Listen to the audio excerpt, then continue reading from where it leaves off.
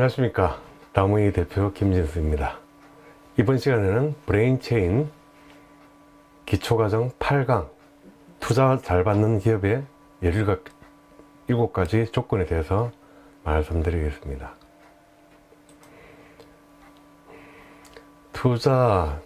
융자와 투자 잘 받는 기업의 조건들이 있습니다.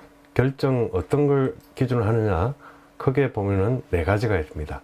경영진이 어떻게 구성이 되어 있는가, 그리고 이 회사의 기술은 어떻게 되어 있는가, 시장은 충분하게 있는가, 그리고 돈이 많이 남느냐, 수익성이 괜찮으냐, 이 4가지를 보게 됩니다. 첫 번째는 경영진 역량, 꿈을 보게 됩니다.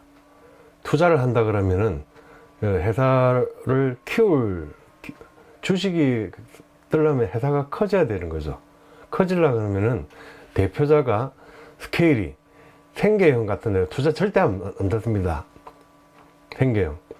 떡볶이 가게를 하는데 거기에 투자를 갖다 한다? 그럼 항상 그거 하죠. 크게, 지금 제가 처음에 서두로 말씀드렸죠. AI 딥테크라고 그랬죠. AI 딥테크가 트렌드가 있어야지만이 그거는 성장할 수 있다. 그래서 이거는 어떤 데는 가치를 중시하는데도 하는 거고, 대표자가 꿈이 얼만큼 크냐라는 걸 보게 됩니다.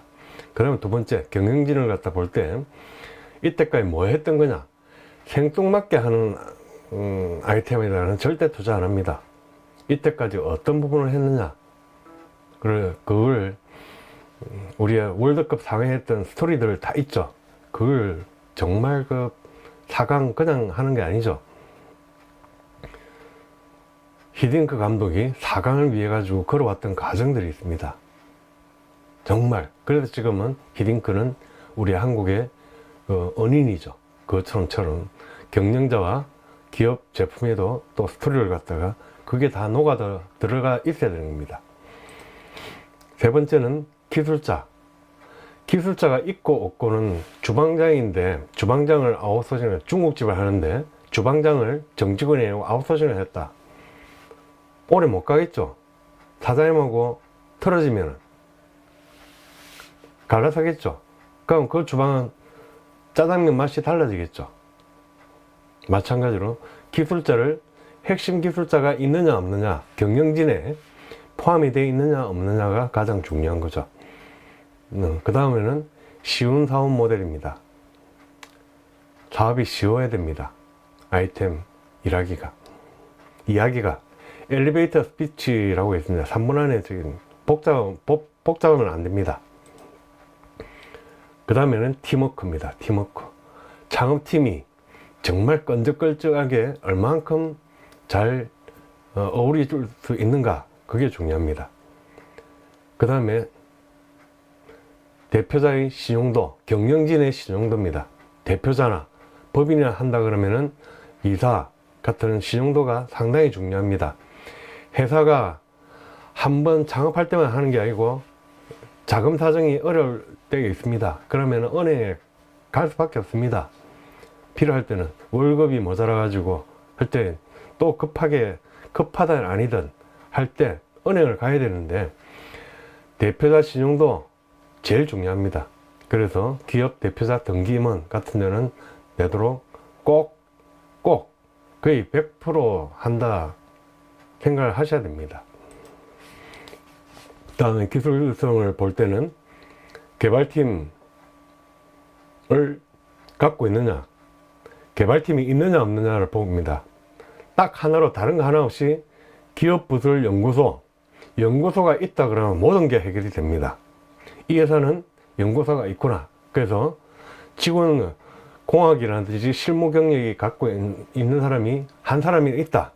그럴 때는 연구개발 전담부서, 컨텐츠 창작 연구소도 있습니다. 우리나라 인정해 주는 게 있는데, 코이타 같은 한국산업기술개발원 연구원 같은 데서 하는, 코이타에서 하는 기업부설 연구소 연구개발 전담부서가 있습니다.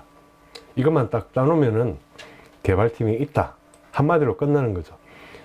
그리고 기술성을 표시하는 데는 지식재산권, 지식재산권은 여러 가지 케이스들이 있습니다. 초코파이, 특허, 상표, 디자인 그런 거 있지만은 사실상 그 창업팀에서는 특허는 크게 그냥 인정을 많이 안 해줍니다. 대기업에서 갖고 삼성전자에서 갖고 있는 특허하고 이제 막 창업기업이 대박 아이템이다 해가지고 인정 못 받습니다. 그거는 우리나라에서는 창업기업 매출 실적 기준으로 아니면 또 다른 것 기준으로 인정을 기술 가치 평가를 갖다 하기 때문에 창업기업이 특허 출원한 특허에 대해서는 거의 인정을 못 받던 게 한국 기업의 창업기업의 현실입니다. 그래서 창업기업이 내 특허 정말 똑똑한 거 있다 아무도 안 알아줍니다. 그래서 방어용으로 최소한의 우리 기술은 이 정도 특허는 갖고 있다라는 방어용으로 필요합니다. 상표라든지 이런 것들이 다 방어용으로 해야 된다. 다음으로는 이제 기술성에 대해서 상품화 수준이 어느 정도 진행이 되어 있느냐 이 중요합니다. 예를 들어서 만들어 보십시오. 아이디어만 갖고 있을 때는 그거 가지고 특허하고 또 시제품 만들어서 반응 보고 할 때까지 시간이 엄청 남아 있죠. 그런데 이 회사 제품은 백화점에 지금 팔리고 있다 라고 하면 어떻게 되겠습니까? 이미 개발이 다 끝나 있는 상태죠. 그럴 경우에는 투자자 받기가 훨씬 더 쉽다라는 겁니다. 그 다음에 매출 실적. 아까 말씀드렸죠. 특허는 실적, 특허가 좋은 특허냐 나쁜 특허냐 이거는 실적이 증명해 줍니다. 즉 그 기술이 좋은 거다 그러면 당연히 실적이 엄청나겠죠. 그거 자체가 만들어준다. 특허의 가치도 해주고 그 다음에 융자를 받는다 라고 했을 때 이 회사의 모든 거에 대해서는 회사가 좋으냐 나쁘냐는 무조건 실적이 우선. 사업 초기에 때 원가를 갖다가 뭐 마진보다도 그거는 잘 안 봅니다. 초반에 가는 실적을 얼만큼 크게 냈느냐 그게 상당히 크다. 다음은 모방 가능성입니다. 모방 가능성. 특허라든지 그 있던 내가 그거 했는데 옆에서 조금만 전문가가 딱 보면 조금만 보더라도 이거는 카피할 수 있다 라고 하면은 조금 약합니다. 그렇기 때문에 남들이 특히나 노하우 같은 경우는 오랜 경력 노하우 같은 경우는 카피가 불가능하죠.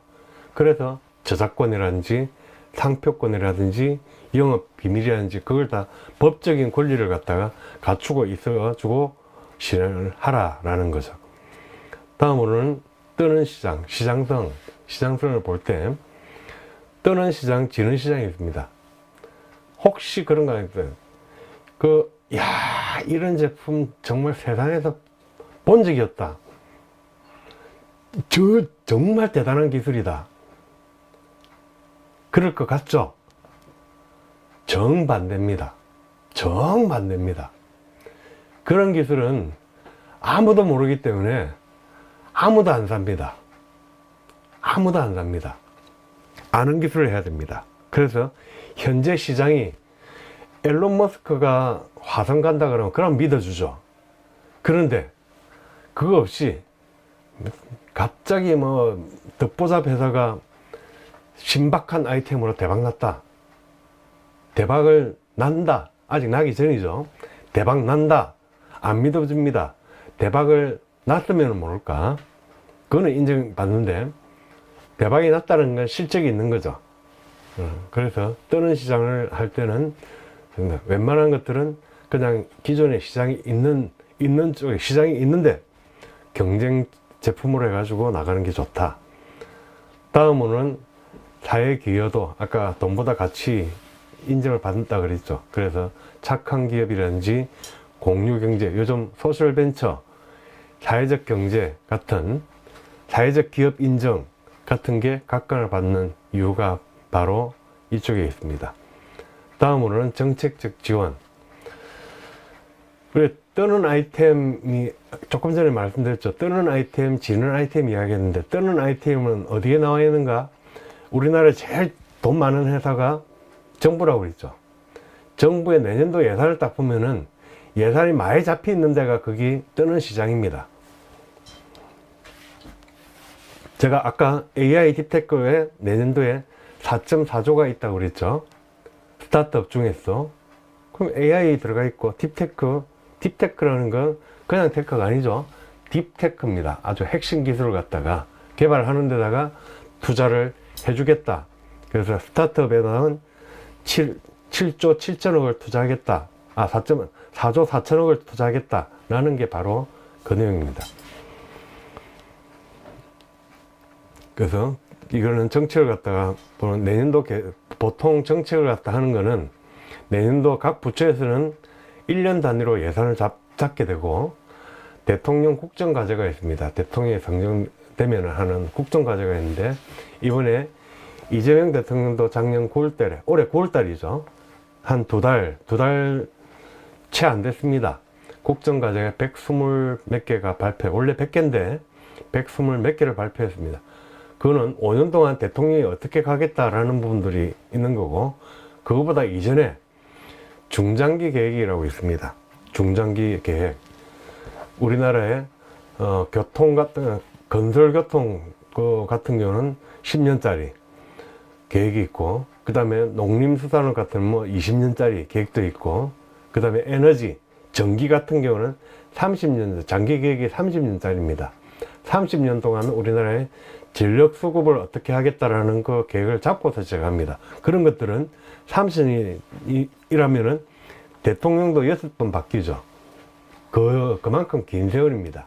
발전소 짓겠다라고 하는 것도 그 정도로 아주 전기하고 에너지 관련돼서는 30년짜리를 내다보고서 계획을 잡기 때문에 이런 계획들과 그리고 대통령 국정과제, 지자체 계획이라든지 이런 부분들 보고서 시장을 판단할 필요가 있다.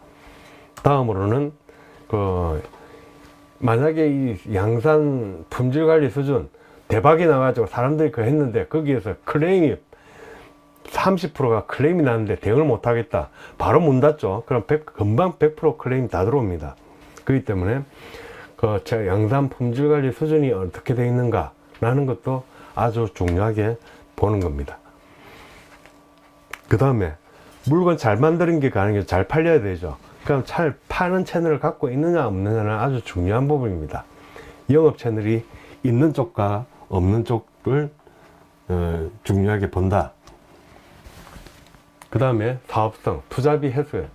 투자기 때문에 이거 언제 어느 정도 3년 있다가 몇 프로를 줄게 라는 투자 약정서를 갖다 맡게 되죠. 그럼 최소한의 은행금리 연 4%다 그러면은 3년이다 그러면은 은행에다 맡겨놓으면 최소 12%를 버는 거죠. 최소 12%를 버는데 이거는 그것도 안 되는 10%다. 투자 못 받죠. 최소 은행이다 그러면은 은행에서는 10%다. 그런데 이거는 50%다. 크면 클수록 매력도가 있어지죠. 이 상태로 투자 경영에 대해서 4가지 요소, 경영진 역량, 기술성, 시장성, 사업성과 그리고 각각 요소에 대한 부분을 살펴봤습니다. 자, 그러면 이렇게 가지고 투자 결정 4요소를 갖다가 봤던 거고, 다음 시간에 또 다음 시간은 아주 중요한 시간입니다. 중요한 시간이니까 귀 기울여 드시고요. 창업을 어떻게 할 것인가. 지금까지는 러프하게 창업을 제대로 하라 라는 부분을 했지만 다음 시간에는 어떤 단계를 거쳐 가지고 이런 벤처기업 투자를 받는 매력적인 기업이 될 수 있는지를 파악하는 중요한 시간이 될 거기 때문에 꼭 좀 참석 부탁드립니다. 감사합니다.